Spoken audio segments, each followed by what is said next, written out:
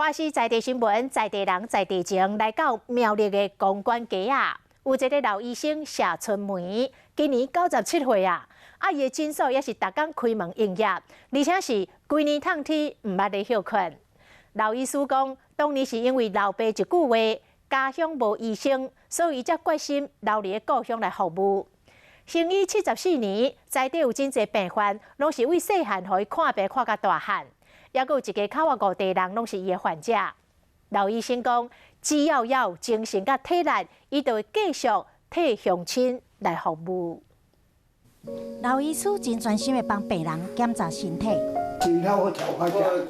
后来伊慢慢行起来，行去药房配药啊，才搁倒来帮病人注射。伊是苗栗公馆镇上的诊所医师谢春梅。虽然面上充满焦魂，但是伊眼神真专注。经高龄97岁，依然是逐天开门看诊。阮请医生看伊多年嘞，看病。看了多年嘞。门诊外头也有人等要看病。看惯的啊，细细就被看到开。我祖父开始就在这边干，到我孙子也在这边，5代人。体育校长一家5代拢互谢医师看病，而且伊也阁是谢医师接生。他跟我讲，接生你哦，回来没睡觉。谢医师看诊已经有74档啊，而且阁是规年档拢无休。全年无休啊！跟安布头说问啦，迄有鸟看病做得无？今年有咩风热？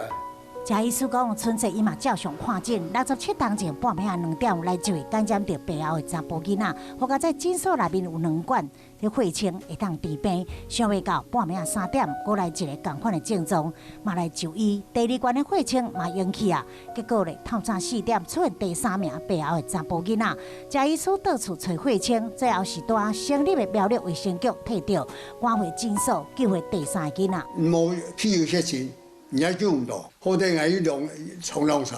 早起谢春梅看诊是爱搬山过岭，请开袂到的山区一定用行路行入去。遮尔病拢是因为伊的老爸一句话。